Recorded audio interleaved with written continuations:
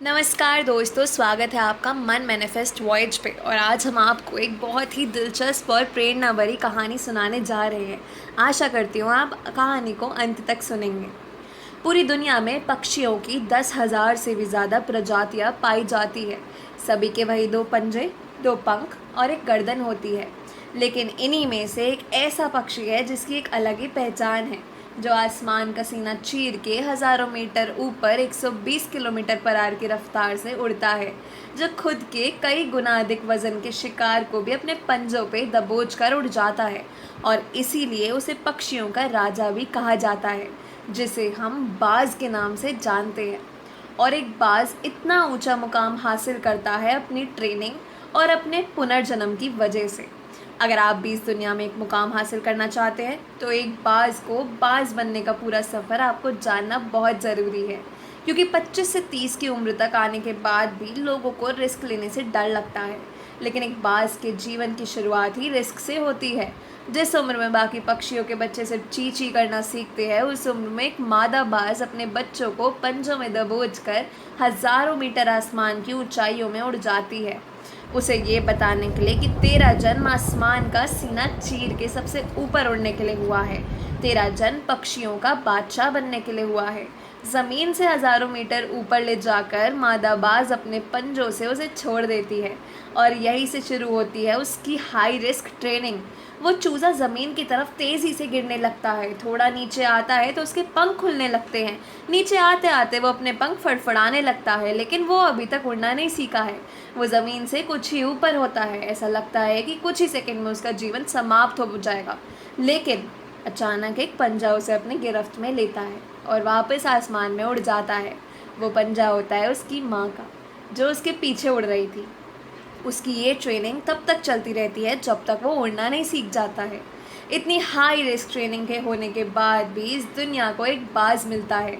बारिश के वक्त जब सारे पक्षी घर की तलाश करते हैं, तब यही बाज उसी बारिश में आसमान को चीरते हुए ऊपर निकल जाता है और बादल से कहता है तू बरस ले, कितना बरसेगा, और फिर नीचे आकर चैलेंज करता है।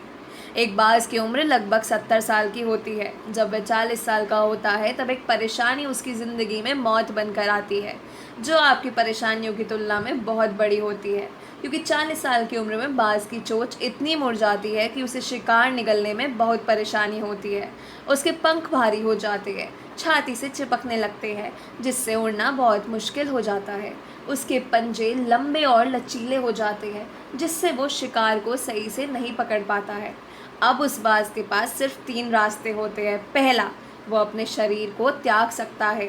दूसरा, गिद्ध की तरह छोड़े हुए भोजन पर निर्भर हो जाए। और तीसरा और सबसे कठिन और पीड़ादायक रास्ता, अपने आप को वापस से आसमान का सीना चीर कर उड़ने का। और फिर तीसरे रास्ते को चुनता है वो, और वापस से आसमान में उड़ के एक सबसे ऊंची चोटी पर पहुंच जाता है।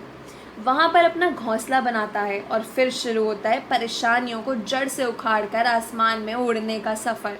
वह अपनी चोंच को एक चट्टान पर मार मार के तोड़ देता है और लहूलुहान हो जाता है, और इंतज़ार करता है नई चोंच के आने का। उसके बाद अपनी नई चोंच से अपने पंजों को काट देता है और फिर इंतज़ार करता है नए पंजों के उगाने का। उसके बाद वह अपने एक एक पंख को अपने शरीर से अलग करता है और फिर इंतज़ार करता है नए पंख उगाने का। और इस प्रक्रिया में उसे लगभग पूरे 5 महीने लग जाते हैं। इन 5 महीनों की कड़ी तपस्या से एक बाज का पुनर्जन्म होता है।